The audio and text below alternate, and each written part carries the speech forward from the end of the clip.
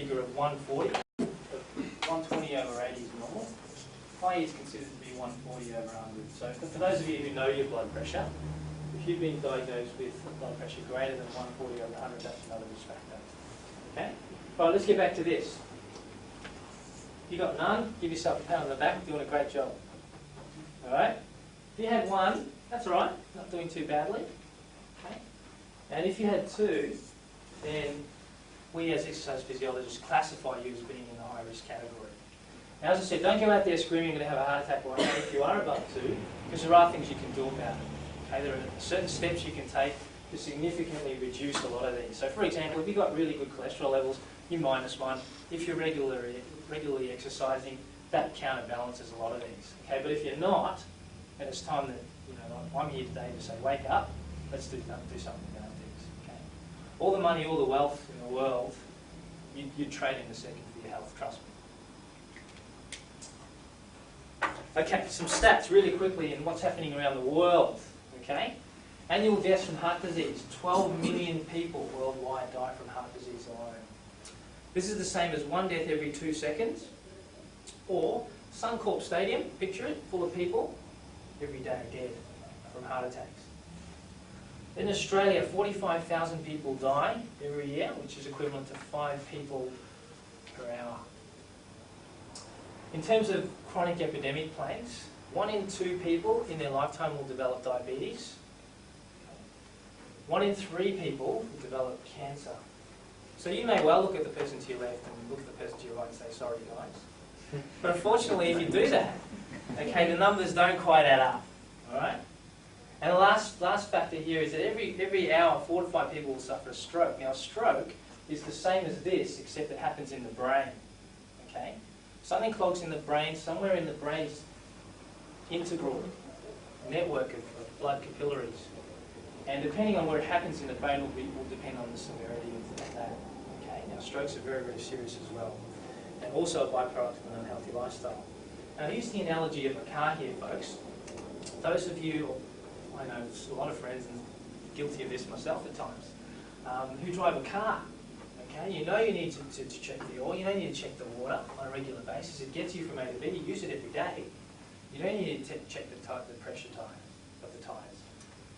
And yet we sort of wait, put it off and procrastinate and I'll do it next month and all these kind of things. And what tends to happen, or in my experience, this may not be your experience, but something will happen in your car that will cost you a whole heap of time, a whole heap of money and a whole heap of pain.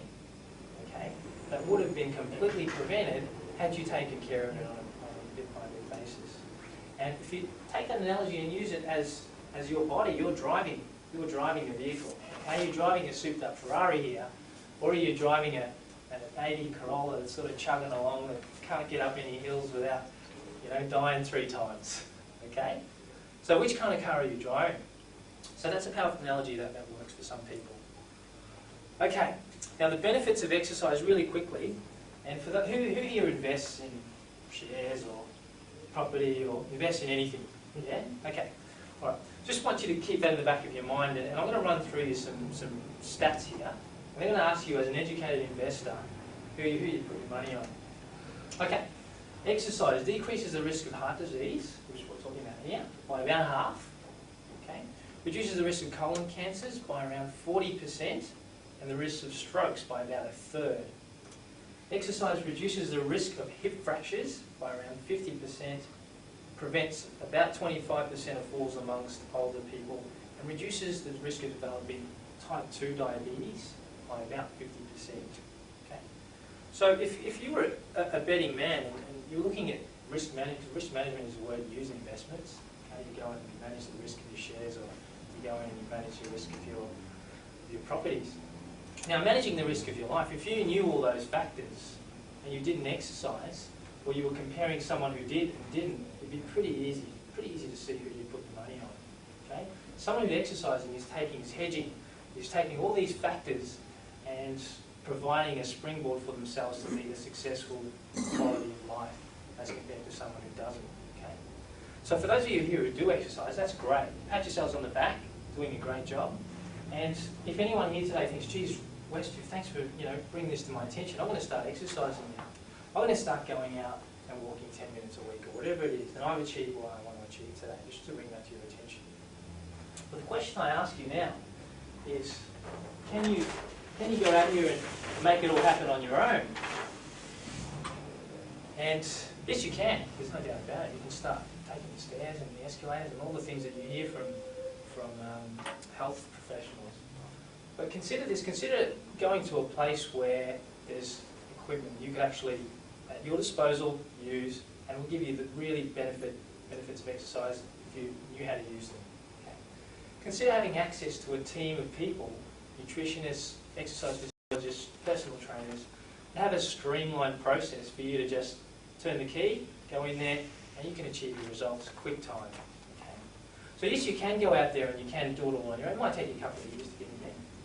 But why not go in there and do it in 3 months, or be where you want to be in quick time? You go through a process that other people have gone through the process and achieved.